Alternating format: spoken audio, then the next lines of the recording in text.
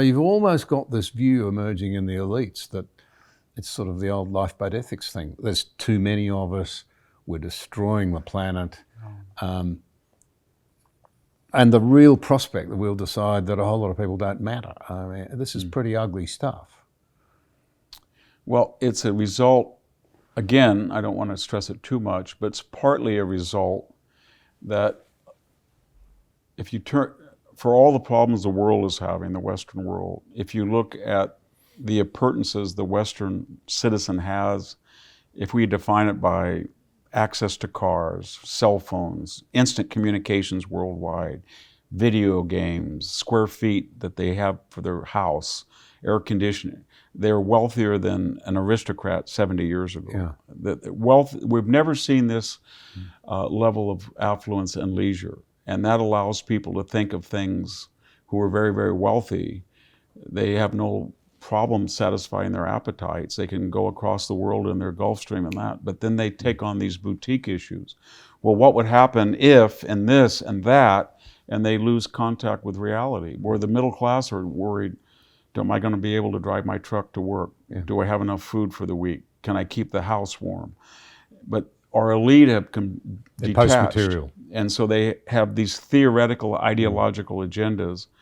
And it's also predicated on sort of a Soviet idea that for us to be true revolutionaries, we have to be exempt from the consequences of our ideology. So if I'm a celebrity, I need to, if I'm John Kerry, I need a private jet.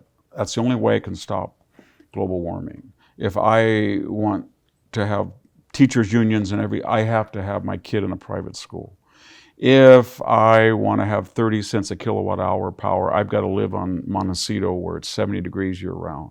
If I have to say to people, we're going to be inundated pretty soon because of global warming and our coastal properties will be underwater, if I'm Barack Obama, I still get to have Martha's Vineyard Estate and a new place in Hawaii.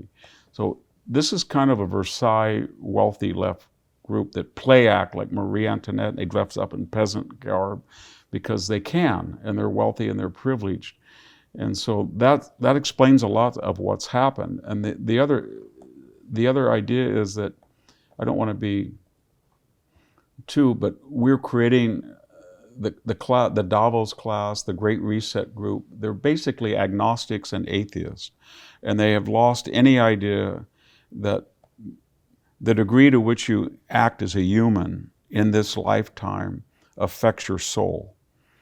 And it's what Socrates said, that songs are everywhere, but they come into reality when you have an instrument to play them. But if you break your lyre, or you break your horn, it doesn't mean the song disappears. We have a soul. It's manifest only because we have a body for a short time. But if you don't believe that, and they don't, they're secular humanists, then every single issue right now is all that matters. It's not whether you lie, it's not whether you're a good person in terms of traditional, say, just take one example, Christian morality. It's whether you were right on the issue of global warming, you were right on the issue of critical race theory, you were right on this radical, and what is the agenda? It's a radical equality of a result.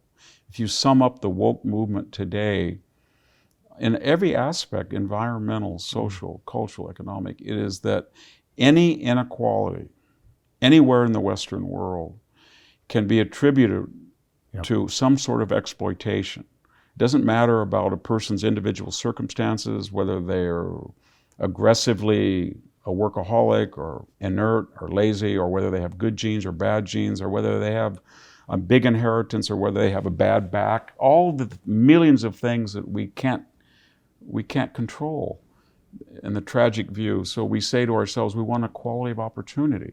Everybody gets an equal shot, and we'll try to help people that have disadvantages, but no, it's that person is not like that person. I'm anointed to adjudicate on the back end. I'm going to have an equality of result, and I need power to do a lot of tough stuff. And this is the motto of everybody from Pol Pot to Stalin to Mao. Power. It's about power. And that's what they want to do. They want the power so they can determine everybody's life. You are using too much. You've got your air conditioner on too much. A poor person in Fresno doesn't have that. He doesn't have that. So I'm going to take that away from you. Yeah. But I'll keep mine going. Yes, and I'll go out and buy some carbon credits somewhere Yes. with some shonky scheme. They always think of that, don't they? Yeah. I can have nobody should live in America more than 1,500 square feet, but I have 5 20,000 square foot homes, but I have had the carbon offsets. That's what they do. They dream up these things. So that I feel like they're creatures at Versailles, and they're very dangerous. And it's very hard for us to criticize them because they're so moralistic, and the right is always, I'm for the individual.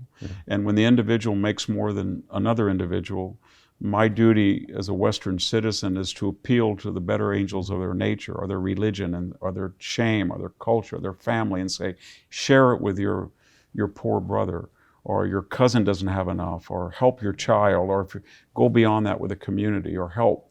But they don't trust the individual. They say, no, we are the state, and we're going to tell that person we're going to take him away. He got that only because he exploited somebody. And he didn't have it, not because he used drugs, not because he committed a crime, not because it was only because the system was unfair to him. There's some truth in both sides, but that's not the truth.